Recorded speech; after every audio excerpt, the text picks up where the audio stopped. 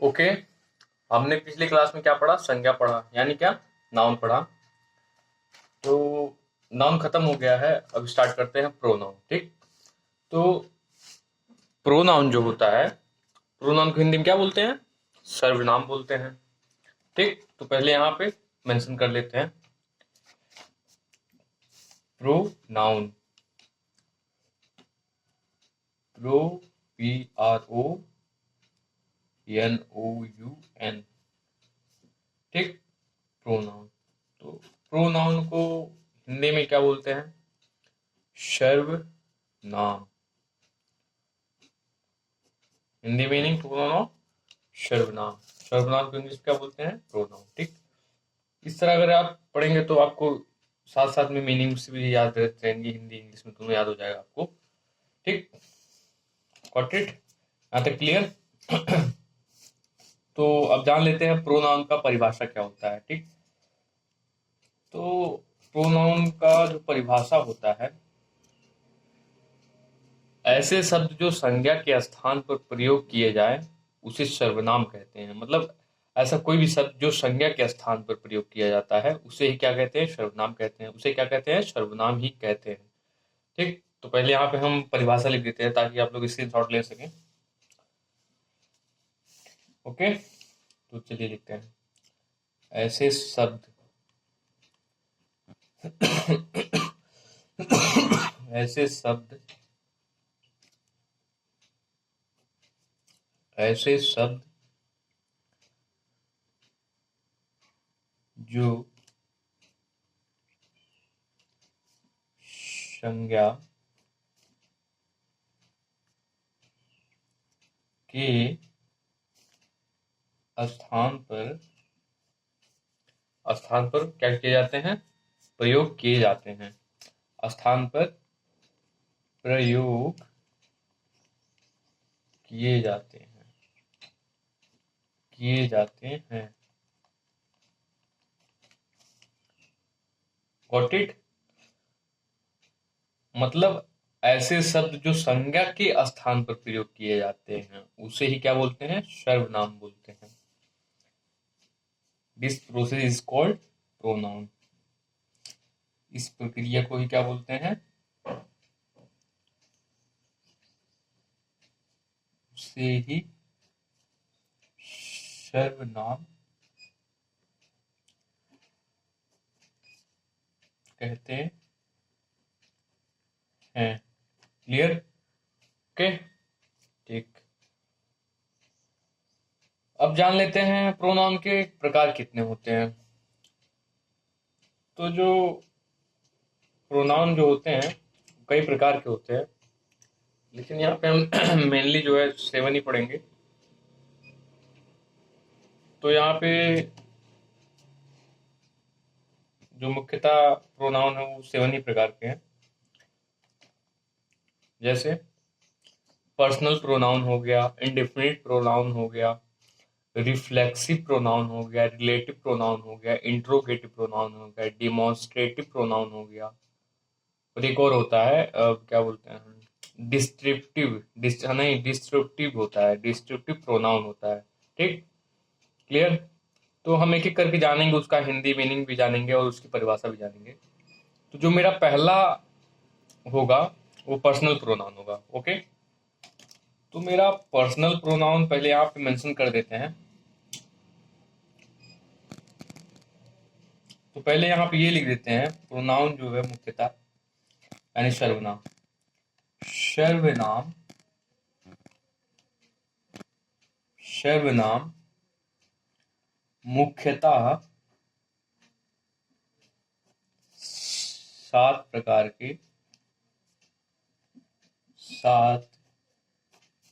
के होते हैं। ठीक, तो कौन कौन से आगे जान लेते हैं। तो जो पहला हो गया मेरा पर्सनल प्रोनाउन। क्या हो गया? Personal pronoun. पर्सनल प्रोनाउन का हिंदी मीनिंग क्या होगा? पर्सनल प्रोनाउन का हिंदी मीनिंग पुरुषवाचक सर्वनाम। नाम से ही स्पष्ट हो रहा होगा कि पर्सनल मतलब कोई पर्सनल पर्सन से रिलेट हो रहा है, इसलिए ही इसे हम क्या बोलते हैं हिंदी में, पुरुषवाचक संज्ञा। क्या बोलते हैं, पुरुषवाचक संज्ञा। ठीक, गॉट इट, यहां तक क्लियर, आगे बढ़े। ओके, तो पहले इसका हम हिंदी जान लेते हैं। ठीक है, जो इसके अंतर्गत आते हैं, जो वर्ड आते हैं इसके अंतर्गत, वो निम्नवत प्रकार है, यहाँ पे लिख देते हैं हम, स्क्रीनशॉट ले लीजिएगा आप लोग। ठीक, तो जो इसके अंतर्गत आते हैं, पर्सनल प्रोनाउन के अंतर्गत आते हैं,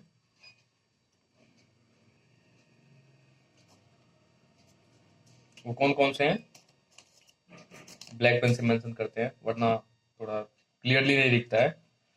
ठीक, तो आई, मी हो गया, वी हो गया, अश हो गया, ही हो गया, हिम हो गया, सी हो गया, हर हो गया, दे हो गया, देम हो गया, और भी होते हैं लेकिन ये सब बहुत ही मेन है, ये सब आते हैं।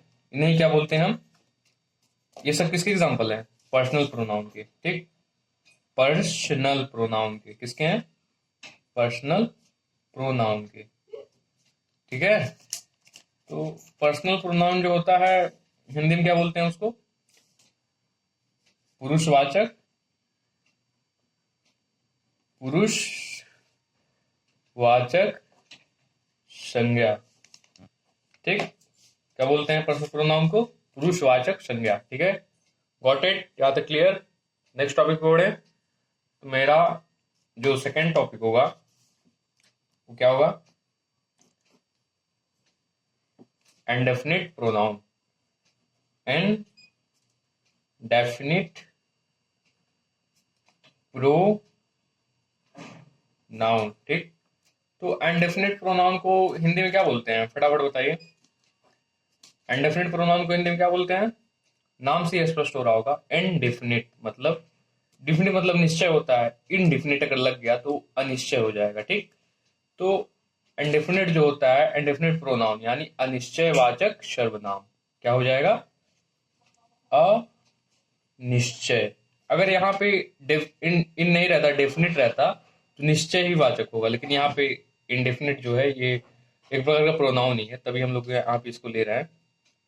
अनिश्चय क्या हो जाएगा, अनिश्चय वाचक, अनिश्चयवाचक सर्वनाम, क्या हो जाएगा, अनिश्चयवाचक सर्वनाम। ठीक, गॉट इट, क्लियर। तो मेरा जो हो गया यहाँ तक, पहले इसका मीनिंग जान लिया हम, इंडेफिनिट प्रोनाउन को हिंदी में क्या बोलते हैं, अनिश्चयवाचक संज्ञा, सॉरी अनिश्चयवाचक सर्वनाम। ठीक, अनिश्चयवाचक सर्वनाम, तो इसका हम परिभाषा जान लेते हैं। ठीक, जिस प्रोनाउन से हम किसी निश्चित व्यक्ति या फिर पदार्थ का ज्ञान नहीं होता, मतलब ऐसा कोई भी प्रोनाउन है जिससे हम निश्चित व्यक्ति या फिर वस्तु का या फिर कोई पदार्थ है उसका ज्ञान नहीं होता है कि वो कौन सा पदार्थ है, निश्चित रूप से पता नहीं चलता है, उसे क्या बोलते हैं, इंडेफिनिट प्रोनाउन बोलते हैं, अनिश्चयवाचक सर्वनाम बोलते हैं। मतलब ऐसा कोई भी पदार्थ हो या फिर वस्तु हो या फिर उसे हम वस्तु के अलावा कुछ और भी बोल सकते हैं, मतलब ऐसा कोई भी ब्रह्मांड में ऐसा कोई भी वस्तु या फिर मटेरियल ऐसा कोई भी चीज हो गया जिसको हम क्या कर पाए, जिसको हम बोध ना कर पाए, जिसको हम ज्ञात नहीं कर पाते थे कि वो क्या चीज है, क्या चीज रिलेट कर रहा है, उसी क्या बोलते हैं हम, अनिश्चयवाचक सर्वनाम बोलते हैं। मतलब अनिश्चय, नाम से ही स्पष्ट हो रहा होगा, अनिश्चय मतलब उसका कोई निश्चित नाम नहीं है। ठीक, यहाँ तक क्लियर।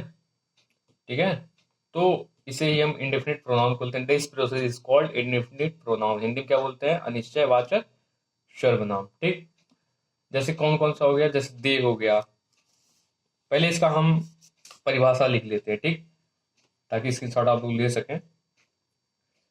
तो जिस प्रोनाउन से, जिस प्रोनाउन से जिस प्रोनाउन से मतलब ऐसा कोई प्रोनाउन से किसी निश्चित व्यक्ति या फिर कोई व्यक्ति भी हो सकता है या फिर कोई पदार्थ या फिर मटेरियल भी उसे बोल सकते हैं, पदार्थ भी बोल सकते हैं, ठीक, वस्तु भी बोल सकते हैं, कुछ भी बोल सकते हैं अपनी अपनी भाषा में। Got it? पदार्थ का ज्ञान, स्पष्टीकरण भी बोल सकते हैं, नहीं होता है, नहीं होता है, उसी को क्या बोलते हैं हम? क्या बोलते हैं? इंडेफिनिट प्रोनाउन, ठीक। This process is called indefinite pronoun. Hindi में क्या बोलेंगे? अनिश्चयवाचक निश्चयवाचक सर्वनाम। क्लियर? अब जो मेरा इसका हम वर्ड में वो जान लेते हैं, वर्ड भी जान लेते हैं, वर्ड के थ्रू भी जान लेते हैं, नहीं तो दिक्कत होगा समझने में। जैसे इंडेफिनिट प्रोनाउन में कौन कौन से वर्ड आते हैं? जैसे दे हो गया, क्या हो गया? दे से, यू हो गया, आर हो गया, हैप्पी हो गया, ठीक। वे कहते हैं, जैसे वे कहते हैं, वे कहते हैं तुम खुश हो, वे कहते हैं तुम खुश हो, ठीक है, खुश हो, इसका मतलब वे कहते हैं तुम खुश हो, इसका मतलब इसमें वे से जो है किसी निश्चित व्यक्ति का ज्ञान नहीं होता है, मतलब वे जो होता, वे जो इसमें वे आ रहा है इसमें किसी निश्चित व्यक्ति का ज्ञात नहीं हो रहा है, क्योंकि उसका नाम रहता तो ज्ञात होता। दे आ रहा है ना, तो दे से उसका किसी निश्चित व्यक्ति का ज्ञात नहीं होता, इसी को हम क्या बोलते हैं? अनिश्चयवाचक सर्वनाम, यानी इंग्लिश में नहीं इनडिफिनिट प्रोनाउन, ठीक है। Got it? यहाँ तक क्लियर? एग्जाम्पल इनफ होगा समझने के लिए, ठीक। ठीक है, तो बढ़ते हैं नेक्स्ट टॉपिक पे। तो मेरा नेक्स्ट क्या होगा? तीसरा, reflexive pronoun. Reflexive pronoun, meaning क्या होता है रिफ्लेक्सिव प्रोनाउन का? निजवाचक, निजवाचक सर्वनाम। रिफ्लेक्सिव प्रोनाउन का हिंदी मीनिंग निजवाचक सर्वनाम होता है, ठीक है। यहाँ तक क्लियर? ठीक है, अब बढ़ते हैं हम इसके परिभाषा की तरफ। तो देखिए, निजवाचक सर्वनाम में जो होता है इसके अंतर्गत ये सर्वनाम आएंगे जो जैसे जो निम्नवत प्रकार के हम यहाँ लिख दे रहे हैं। जैसे यहाँ पे हम परिभाषा नहीं लिख रहे हैं क्योंकि ये बहुत इजी है, ठीक। जैसे सेल्फ हो गया, सेल्वेस हो गया, ये टॉपिक थोड़ा आपको लेंदी भी लग सकता है, बट क्या करेंगे समझना पड़ेगा। सेल्वेस हो गया, आदि हो गया, आदि, ठीक है, आदि। जैसे हिमसेल्फ, herself, yourself, ourselves, ठीक। और भी एग्जाम्पल होते हैं बट हम आपको इनफ ही इनफ समझा रहे हैं। ourselves, themselves, got it? यहाँ तक क्लियर? आदि यहाँ पे लिख देते हैं, बहुत सारे आते हैं लेकिन यहाँ पे जो मेन है उन्हीं को लिख रहे हैं, ठीक। यहाँ तक क्लियर हो गया? बढ़ते नेक्स्ट टॉपिक पे, ठीक है, ठीक। तो मेरा जो नेक्स्ट टॉपिक होगा तो क्या होगा? यहाँ तक क्लियर हो गया। रिफ्लेक्सिव कौन कौन सा हो गया? पर्सनल प्रोनाउन हो गया। पर्सनल प्रोनाउन को हिंदी में क्या बोलते हैं? व्यक्तिवाचक सर्वनाम। इंडिफिनिट प्रोनाउन हो गया। इंडिफिनिट प्रोनाउन को हिंदी में क्या बोलते हैं? अनिश्चयवाचक सर्वनाम। ठीक है। रिफ्लेक्सिव प्रोनाउन हो गया। रिफ्लेक्सिव प्रोनाउन को हिंदी में क्या बोलते हैं? निजवाचक सर्वनाम। Got it? अब बढ़ते हैं अपने चौथे टॉपिक की तरफ, चौथे पॉइंट की तरफ। जो चौथा पॉइंट होगा मेरा, चौथा क्या होगा? Relative pronoun. ठीक है। Relative pronoun. Relative pronoun. Relative pronoun को हम हिंदी में क्या बोलते हैं? रिलेटिव प्रोनाउन को हिंदी में क्या बोलते हैं? संबंधवाचक सर्वनाम। जैसे रिलेटिव से ही पता चल रहा होगा, नाम से भी स्पष्ट हो रहा है। रिलेटिव, मान लीजिए कोई रिलेटिव है, जैसे कहते ना वो रिलेटिव है मेरे, तो मतलब नाम से ही स्पष्ट हो रहा है। ठीक है। तो रिलेटिव, रिलेटिव प्रोनाउन को हिंदी में क्या बोलते हैं? संबंधवाचक सर्वनाम। संबंधवाचक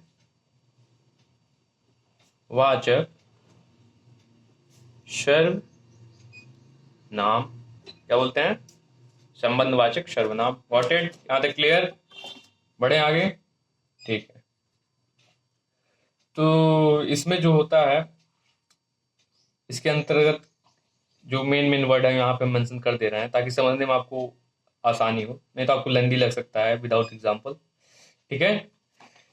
तो मेरा जो चौथे का जो एग्जाम्पल होगा लिख देते हैं यहाँ बढ़िया से। इसके अंतर्गत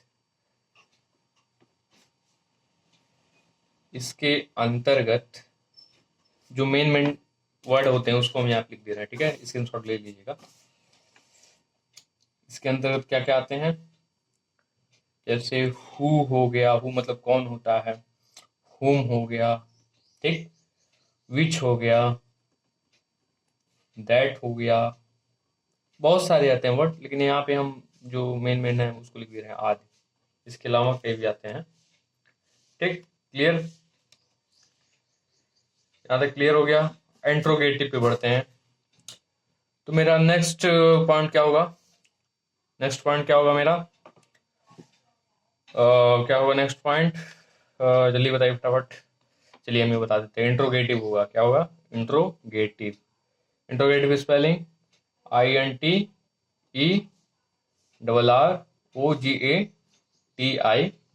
इंट्रोगेटिव प्रोनाउन। Got it? यहाँ तक क्लियर? तो इंट्रोगेटिव तो नाम से ही स्पष्ट हो रहा होगा कि जो पढ़े होंगे उनको पता होगा। इंट्रोगेटिव प्रोनाउन को हम लोग क्या बोलते हैं? प्रश्नवाचक सर्वनाम। प्रश्नवाचक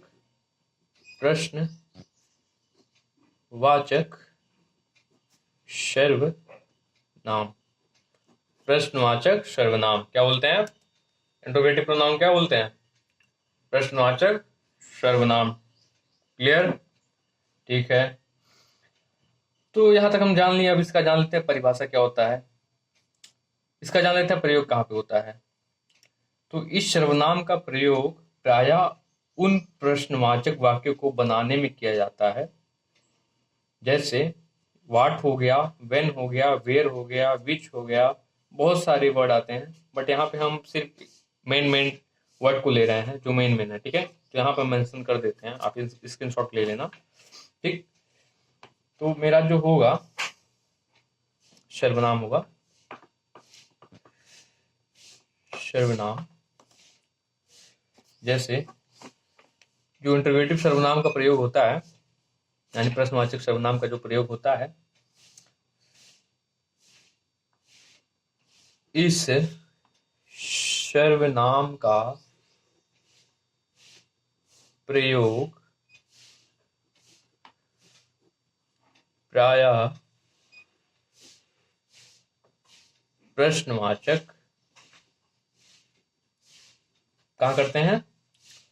प्रश्नवाचक वाक्यों को यानी सेंटेंसेस को बनाने में किया जाता है। तो this process is called interrogative pronoun. मतलब इस प्रक्रिया को ही हम क्या बोलते हैं? प्रश्नवाचक क्या बोलते हैं, प्रश्नवाचक सर्वनाम बोलते हैं। ठीक है, जैसे कौन कौन से, जैसे प्रश्नवाचक में कौन कौन से आ गए, जैसे वाट हो गया, ठीक, हु हो गया, ठीक है, बहुत सारे आते हैं, लिखने में हम मेन में ले रहे हैं, वेयर हो गया, etc एक्सेट्रा। ठीक है, क्लियर, यहां तक क्लियर। तो बढ़ते हैं अपने सिक्स्थ पॉइंट की तरफ। सिक्स्थ क्या है मेरा, सिक्स्थ कौन सा है, कौन सा है आप बताओ, आपको नहीं बता तो हम ही बता देते हैं, चलो कोई बात नहीं। सिक्स्थ मेरा होगा डिमॉन्स्ट्रेटिव प्रोनाउन। क्या होगा, डिमॉन्स्ट्रेटिव। बहुत लोग को इसकी स्पेलिंग भी नहीं पता होगा, चलो हम बता देते हैं। डी ई होगा, DEMONSTRATIVE,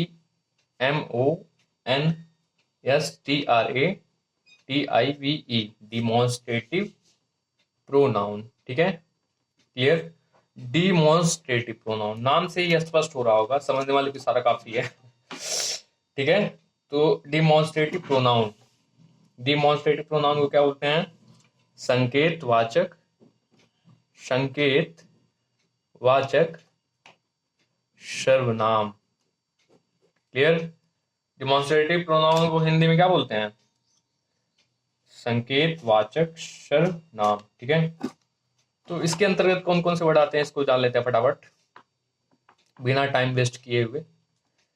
इसके अंतर्गत कौन कौन से आते हैं, ये थोड़ा लेंदी भी हो सकता है, लेकिन देखना, अच्छे से देखोगे आप समझ भी जाओगे, कोई दिक्कत नहीं है, बस आपको फोकस बना के देखना है एक एक पॉइंट को। ठीक, तो इसके अंतर्गत कौन कौन से आते हैं, ये सर्वनाम आते हैं, इसके अंतर्गत वे सर्वनाम आते हैं जो निम्नवत प्रकार हैं, जो निम्नलिखित प्रकार हैं, जैसे जैसे कौन कौन से, दिस हो गया, दैट हो गया, बहुत से आते हैं, लेकिन मेन मेन को लिख दे रहा हूं यहाँ पे। दिस हो गया, दैट हो गया, दीज हो गया, दोज हो गया, एक्सेट्रा। इसके अतिरिक्त और भी आते हैं, ठीक, आदि। ओके, क्लियर, आगे बढ़े, स्क्रीनशॉट ले लो आप पहले। ठीक, उम्मीद करते हैं समझ में आ रहा होगा। ठीक है,